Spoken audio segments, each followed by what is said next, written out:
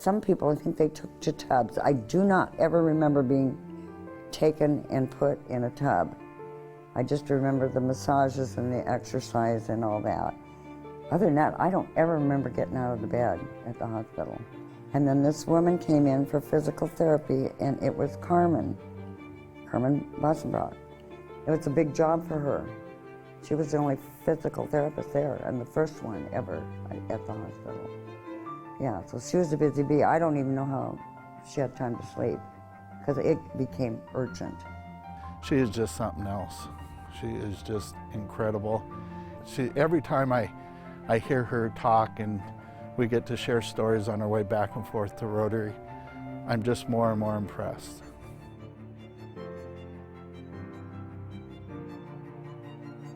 I was the only physical therapist there between Seattle and Spokane, the Canadian border, and Yakima. And that was a busy time. Welcome to the NCWLIFE Magazine. With Kaitlin Hetterscheidt, I'm Jefferson Robbins.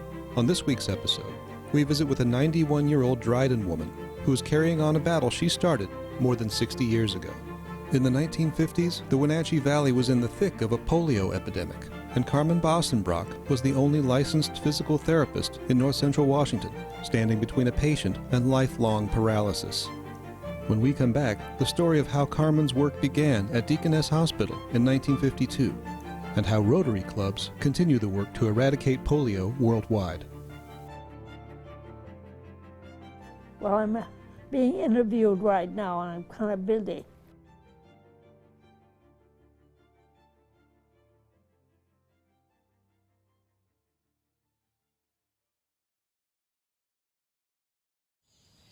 Welcome back. At 91 years old, and despite a broken leg, Carmen Bossenbrock lives a productive life, overseeing her family's longtime pear orchard near Dryden. Carmen grew up with her grandparents and helped tend their orchard from a young age, eventually graduating at the top of her high school class and earning a scholarship for Washington State University. And I thought I would like to be a PE teacher because I was good in athletics. And I played marbles with the boys, and basketball and baseball and so on. But when I got to Washington State, they felt that I shouldn't try to go into teaching. I didn't know what I would do. And the head of the Washington State Physical Ed Department was Helen G. Smith. And she said, "Have you ever thought of physical therapy?" And I said, "What's that?" So she introduced me to Professor Virginia Shaw, who was in charge of the pre-physical therapy program. And so she became my mentor, and I have her picture up there. And the more I studied with her, the more I liked it. Carmen was born with a significant hearing loss and learned to read lips at a young age. She says she thought everyone had to read lips, and it wasn't until she was 12 that she realized this was not the case. When I started at Washington State, I had trouble trying to see who was talking because that was such an increase from 12 students in my class at Dryden to 100 students. So I was lost. I went from being a valedictorian to a 1.94 my first semester, and that was a shocker. So Helen G. Smith, she got me under the vocational rehab program, and they paid for my first hearing aid that I got from Western Hearing Service in Spokane. And that was a shocker to hear sounds for the first time like that. Carmen worked hard to raise her GPA to a 3.2, enough to be admitted into the Stanford School of Physical Therapy. Graduating in 1953, Carmen found herself in the midst of a polio outbreak. Mother was keeping me informed about the polio cases, and when I graduated, I started working with Bill Smith, who was the physical therapist at the Deaconess Hospital. And so I got in the thick of working with polio patients, as well as when he left in about 55. I was the only physical therapist there between Seattle, Spokane, the Canadian border, and Yakima. And that was a busy time. My license number is 134. 134. And I'm sure it's over 12,000 now. The hospital worked to recruit as many students as they could to enroll and train in physical therapy programs. Physical therapy is a key to polio recovery. The virus weakens and paralyzes limbs, and without stimulation and exercise, the immobility can become permanent. Carmen treated hundreds of patients, most of them children. Soon the patients kept coming, with another surge of polio breakouts in the early 60s, and Carmen was exhausted. I never counted. I never checked in or out. I just worked. Sometimes I stayed overnight while pushing 2 treatment tables together. And it was a busy time. Carmen found she needed therapy herself and began using her time in the orchard as a break from her work at the hospital. The property she shares with her brother Bill has trees dating to 110 years old, and this year produced the best crop she's ever seen. The work in the orchard was much needed, she says, because at the hospital, the epidemic was hitting hard. In 1963, I was so tired from working so hard with no help that I almost felt like I didn't want to touch another patient, and then my uncle offered to sell the place to me, and that was the best therapy I had, was working in the orchard. That was weekends and evenings and so on. That was my therapy. I talked to the trees. The orchard is my church, you know. Peter Van Well, a former Wenatchee Rotary president and a friend of Carmen's, learned her story about 20 years ago at a Rotary function where the group was donating an iron lung to the Wenatchee Valley Museum. It was Dr. Ed Cadman, a notable orthopedic surgeon in the valley from 1951 until 1985, who spoke of Carmen and her dedication to her patients. Well, he got up and he actually got a little choked up talking about Carmen and some of the nurses and working hour after hour to, massage limbs and staying at the hospital. And that's when it really impressed me that what Carmen had done. And then later I found out about her, how basically she grew up deaf, but she never let it define her. And then you hear more stories. She talked about loving sports, and former Mayor Earl Tilley, who grew up in Dryden, he said, yeah, when we picked teams for baseball, Carmen was the first pick of everybody. She could out-hit any of the boys. You know, you think about small communities, especially in an older time, and a lot of times they're portrayed as being, maybe not accepting and things like that. But here's this small community of Dryden who took Carmen in, and all the kids, loved her and treated her well, and they, she was just another kid, and she was allowed to grow up that way. So she really never was given any limitations, and of course she never put any limitations on herself. She needed a break from PT, but that didn't mean giving up PT 5 days a week. That meant farming 2 days to just have something different to do and unwind, and farming's a difficult job. So every time I hear her talk and we get to share stories on our way back and forth to Rotary, I'm just more and more impressed.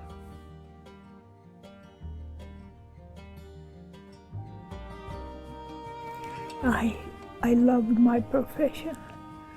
In those days, we spent 90% of the time with hands-on treatment of patients. Now it's 90% computer. It's entirely different. I was so blessed to find a field of work that I could enjoy, and it's been such a gratifying profession. Carmen worked to get patients moving with stretching, exercise, and access to the YWCA pool twice a week. Mobility and strength was her priority for the children and adults in her care. Being the only physical therapist on staff, she got close with her patients, and her face lit up when I asked if she kept in contact. Yeah, all the time. That's one benefit about staying put. When I started out, I thought to myself, now I've got to do a good job here or I'm going to have to move out. And so that was my motto. I still get cards and calls from past polio patients and other conditions too. I'll meet them when I was able to get out and about. I'll meet them. Most of them were children. And they're all grown up now and have families, and I'm still in touch with them. So even though I don't have my own family, I do have a family of friends and godchildren. Yeah. The fear that surrounded the polio epidemic was real. It really affected everybody. Cut down a lot of swimming and get-together occasions, and yeah, there was a lot of fear. Even a couple of nurses were stricken with polio. It came as a big relief when a vaccine became available to help control the epidemic and open new doors for Carmen's career. Somebody who's seen me grow up and go into the field said one day, I'm so sorry, now you won't have anything to do with the Salk vaccine. And you know, it just opened the door for all kinds, arthritis, fractures, all kinds of conditions that we could concentrate on now that polio wasn't taking up all of our time. So our profession really grew after the Salk vaccine came out. It really grew. She worked as a physical therapist until 1992, but her experience in the 1952 outbreak and subsequent epidemic in the 1960s have stuck with her. She was one of the first women members of the Wenatchee Rotary and remains passionate about eradicating the disease. Carmen might be with us for next decade, because I don't think she's planned to go anywhere until polio is eradicated. She sent me notes saying, we've got to get a lid on it, we've got to end it. She's been a great donor. She's always been on our polio committee and worked tirelessly on, now later in her life, on the fundraising in the back end. Receiving local, district, and international awards from Rotary, Carmen says she's grateful for their support, both financially early on in her career and on a global scale for their work in ending polio. Rotary has been such a support. It's been really the backbone of my professional life since I became a member, and even before when I was given the scholarship. I just couldn't believe the award, but I'm so grateful. I just feel like it's a crowning glory of my professional life. Coming up next, we sit down with a patient Carmen treated in the 1950s. We'll be right back.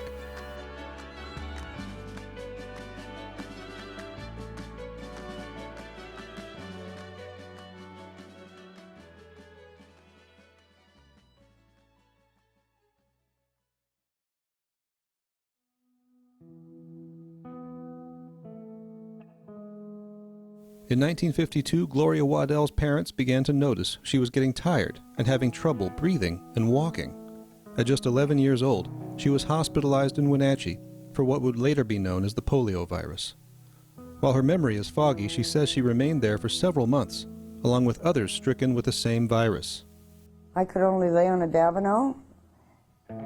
Dr. Ludwig came to the house. That's when doctors used to go to the house. And he said, touch your chin to your chest, and I couldn't. He said, we got to get her to the hospital.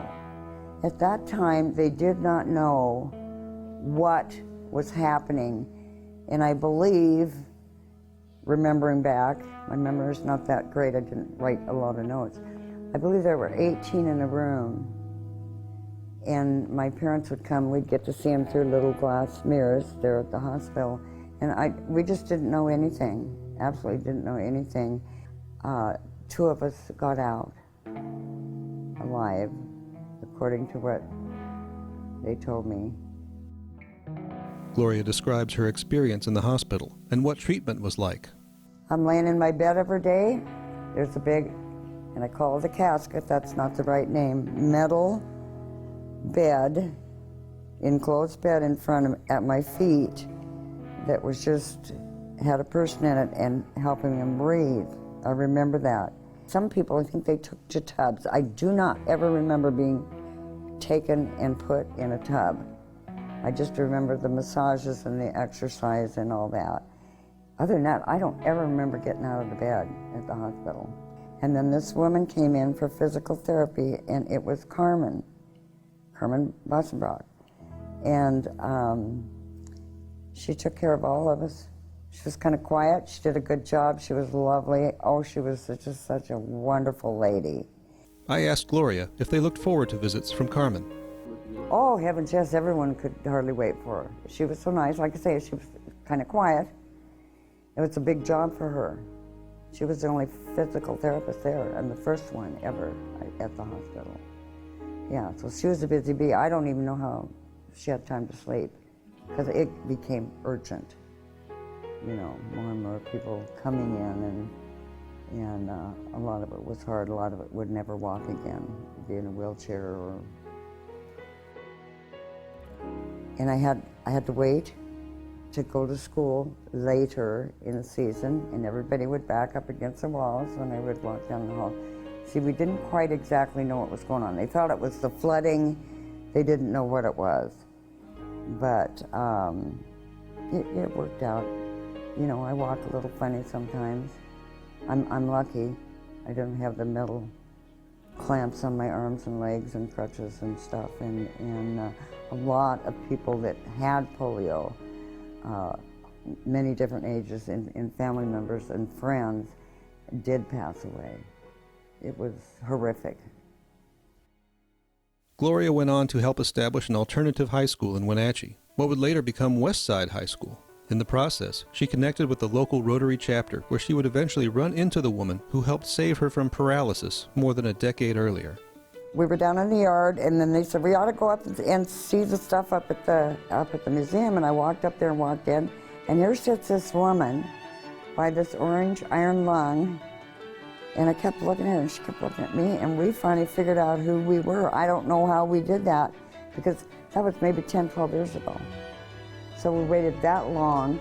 She goes to Delta Kappa Gamma. She's an honored member there for retired teachers, and teachers that are still working. And then I see her when I go to Rotary and do the polio stuff with them, and so it's just amazing. And we write notes back, little cards back to each other, and visited her when she was at Regents. And she just seems so strong. She's amazing. And I think she helped a lot of people just with her personality as much as her physical therapy. Because she really, really cared and really, really fought to help everybody. And I'm glad she was here, and I'm glad she was a physical therapist. We never had any. And it's just amazing. And she's dedicated her whole life. I mean, when would you have time to do an orchard when she's 24/7, helping patients and fighting for polio? She's done a lot to fight for polio, you know, so getting rid of polio, that's going to be the nice thing. It's just shocking sometimes to meet with her and hear the things she says, and she doesn't brag about anything she does. I hear that from other people. She's a hard worker, and she cares about everybody, and she puts everybody else first. It's just amazing. She's still doing that. With the help of Carmen, Rotary International, and all the individuals who step up to donate and help the effort to eradicate polio, Peter Van Well says the 30-year effort comes down to 2 countries. We're still battling. Like Carmen said, we've got two countries, Afghanistan and Pakistan. It's mostly right around along the border, and there's a lot of kids who are nomadic. They just move, and they move back and forth between the borders, so it makes it really challenging. And like Carmen said, there is some concern among religious leaders there that it's Western corruption, Western influence. But we think we're going to get the job done, because Rotary was really smart with Polio Plus. They've gotten the mothers on board. So they've got the moms of small children. They're really the ground troops that take the vaccine around. It's sensitive to heat, so they carry little lunch boxes or little ice coolers, and they give them the vaccine. So it's really important to us to see it through. With the way the world is, if we don't eradicate it, it is just a plane ride away from being the 1950s and here in America. And especially, you figure there are countries that they never thought they'd end polio in. India, the Philippines, they just said that'll never happen. You've got places like Haiti that are so poor that if we let it out, let the genie out of the bottle, it's gonna just come roaring back. We don't ever want another epidemic. We have to keep up until there's completely eradicated in the world. For more information on Rotary and their End Polio Now efforts, visit endpolio.org. That does it for this week's NCWLIFE Magazine. With Kaitlin Hetterscheidt, I'm Jefferson Robbins. For this episode or other local programming on demand, check out our website at ncwlife.com and navigate to the Full Episodes tab. Thanks for watching.